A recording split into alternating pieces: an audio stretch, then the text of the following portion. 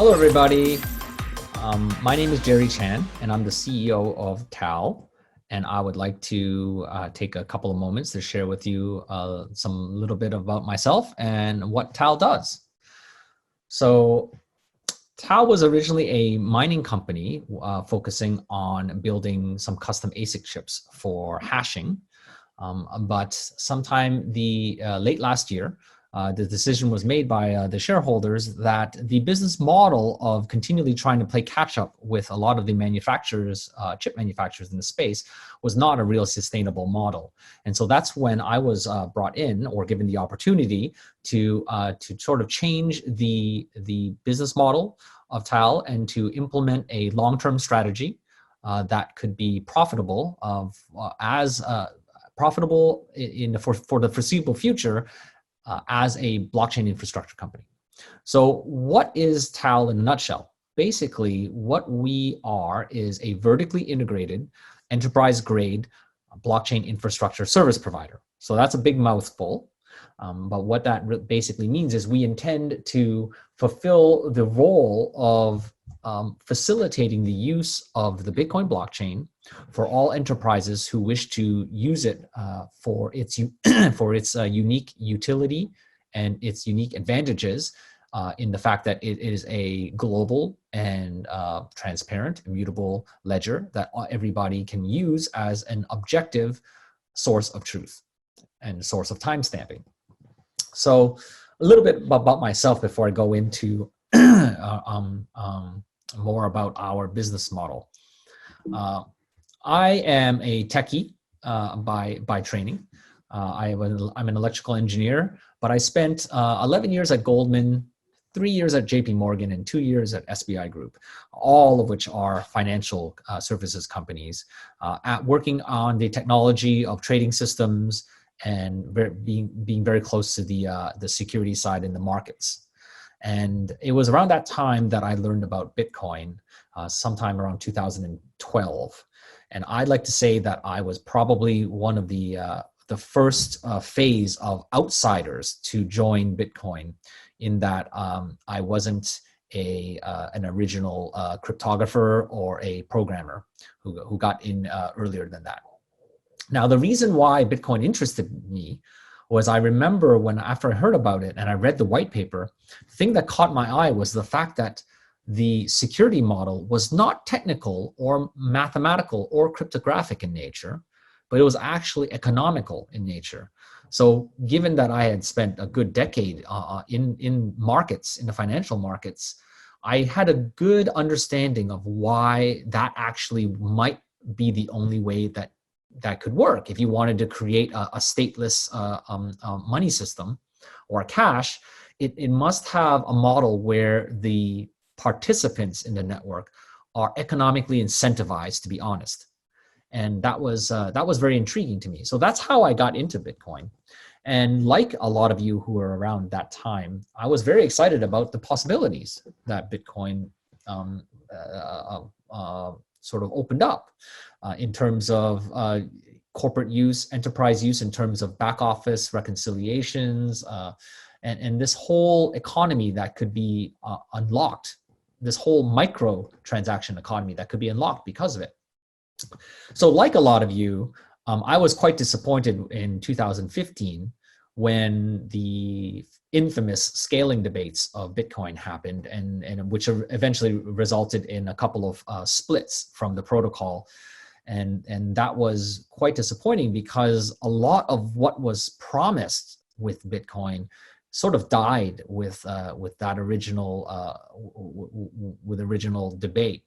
And so what we have now are some competing protocols, all of which are Bitcoin in a way because they all source from the same Genesis block. But we finally have a Bitcoin which is unbounded in scaling. So I'd like to think of it now as we have the unique opportunity of being back in 2013 when Bitcoin could do everything. It's just that not a lot of people have realized that yet. And that Bitcoin that is capable of scaling to a global level is Bitcoin SV, because it is the original protocol without any limits as intended. and everything else, protocol and scaling related, is left up to the infrastructure service companies, which build the blocks in the blockchain. And that brings us back to TAAL. That's exactly what TAAL aims to be. We want to become the service provider for the blockchain, for the Bitcoin SV blockchain, and all the use cases that will come forth from it. Now, the industry for mining is at a turning point. For the last 10 years, all of the infrastructure providers, or what otherwise colloquially called miners, have been doing is chasing subsidy. They've been chasing block subsidy in order to make rewards in order to pay for their capital investment. Now, this is a short-term business model. This is a venture business. It's very much like mining gold, because you are putting capital up in the hopes that the asset you're digging out of the ground appreciates in price. And if it doesn't, then you would have wasted a lot of money and capital and time. So we see that this is not a long-term sustainable business model, because there is no guarantee that the price of the asset will continue rising. If you remove all the speculative and gambling influences in the market, there's very little real utility to a token, a digital token, if nobody's using it for anything except for betting on whether or not it'll be worth more to the next day. So we decided to repivot this and to try to think of the blockchain as a technology platform, as it was originally intended to be. A technology platform with a built-in cash system, which is what makes microtransactions and micropayments possible. Now, in that mindset, TAAL seeks to become more what we call transaction processors. This is not very functionally different from what you would think of as normally mining, but instead of just chasing rewards, we intend to grow transaction volume and to process that volume. And because we want to base our business model not on the asset price appreciation of the token, but we want to base our business model on the increase of transactional volume, and therefore transaction volume or transaction fees that come with that volume. And therefore, we see that as the sustainable business model for blockchain infrastructure providers in the future. And not only is it sustainable, if you look at the slide, the transaction processing business, taken as a whole from industry surveys, is projected to be close to $3 trillion in just 3 years' time. So, because a lot of people think of transactions just as payments, that's not just payments. Because if you just took payments and Visa network and ACL network and SWIFT, but you also have to think of things which are not necessarily payment, but also transactions, like EDI, which is electronic data interchange, logistics, waybills, anything to do with inventory management, logging. And then you start going into IoT, which is like sensor data, weather data, GPS locations. At the end of the day, in our digital day and age, in our digital world, everything is a transaction.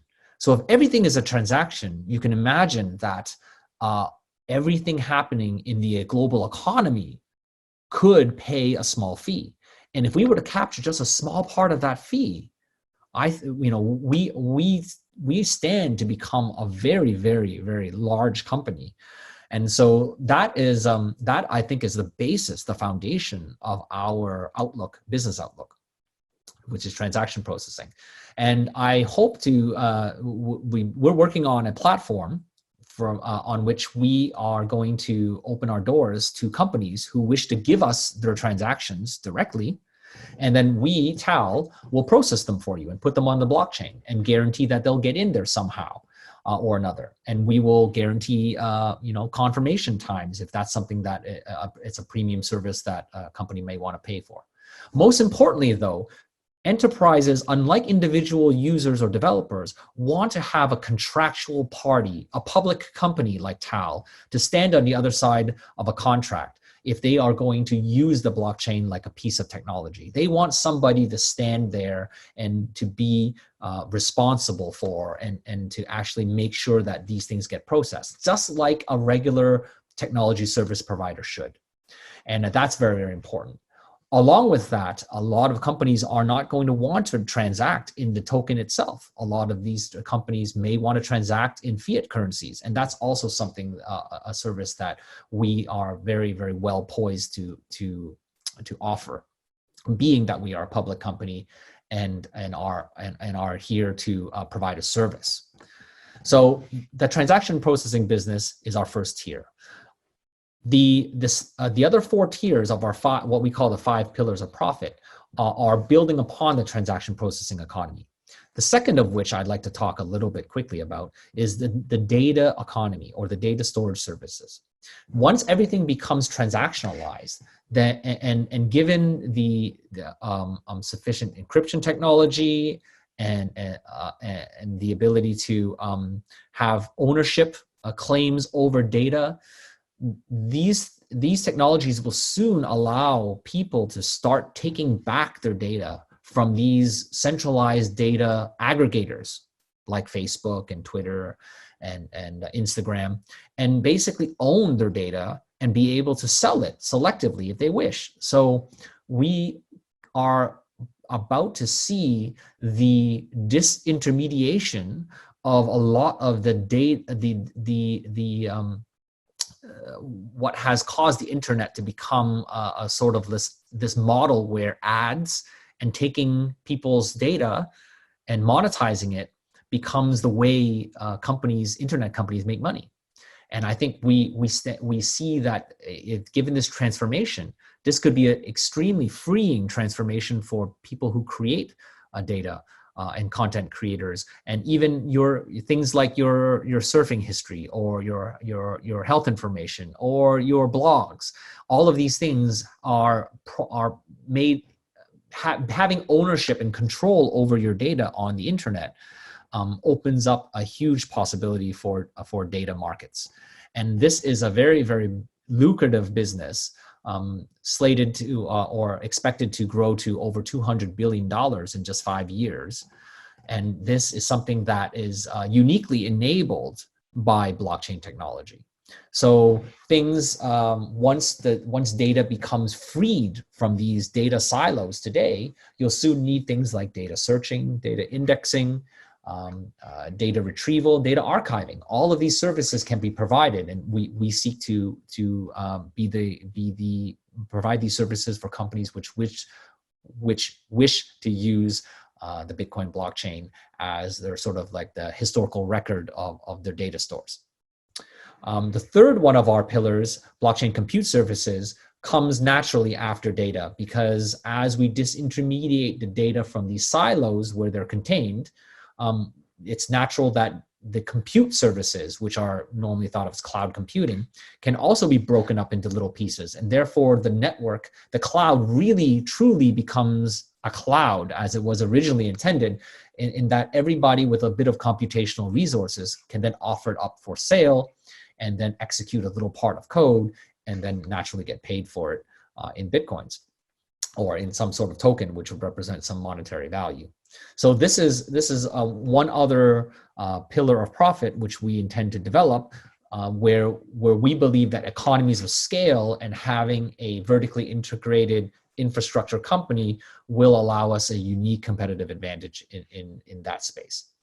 Finally, the last two, the first of which is something that most people are much more familiar with today. Managed services speaks to our data center management of our hashing fleets, and hashing pooling business. This is an existing business, so the numbers there speak to last year's numbers. But the last pillar, the custom blockchain hardware, is another exciting one, because we see the future where when the network becomes the computer, then network devices are going to make the difference between a good network infrastructure provider and a very good or an awesome network or very efficient infrastructure provider. And we intend to explore the development of very specific network devices which are optimized to do certain tasks in this sort of regime of a global computer. a global storage device, a global computer, which Bitcoin enables. So that's pretty much in a nutshell what TAAL is and does. I'd like to leave you with one thought. This is our dream. We're very small now. We are listed in the Canadian Securities Exchange and also the Frankfurt Exchange, and with some OTC options in the United States. But we do have big dreams of going bigger and eventually getting onto the bigger board and hopefully eventually NASDAQ. But along with those big dreams, I sort of illustrate you my vision. And my vision is best expressed using an example, which I'm going to take from George Gilder. George Gilder is an economist and a futurist, and he wrote several very influential books. The first of which is called Microcosm. And the Microcosm was the explanation of the development of the microchip and integrated circuits and how it really gave rise to the giants like Intel and IBM, right? The second book, Telecosm, which was also a very, very profound and prophetic, spoke about how the age of fiber optic lines across the oceans and the bandwidth companies that laid all of this bandwidth, these rails for information across the oceans, connecting continents, really gave rise to the giants like Global Link and MCI Telecom and Verizon, and also made possible companies like Amazon and Google and Apple and Facebook. Because without this sort of the instant communication, which we enjoy with the internet was really just an academic toy originally in the early 70s, 80s, even the 90s. It was just a hobbyist toy, but it wasn't really commercialized until the big companies like Amazon brought about e-commerce. And that was only possible after the connection of the final length of cable so that everybody's house had internet. I like to think TAAL's dream is that we, given the invention of this time around of the Bitcoin blockchain, we have the opportunity to take part in what I like to call the datacosm, which is the data-driven global economy, which will be powered by the Bitcoin SV blockchain. And we stand to become perhaps the Cisco of the datacosm.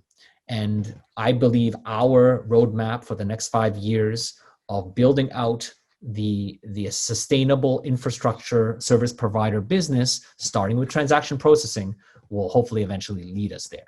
And I hope that you have an opportunity to take a look into our company and find out more about us.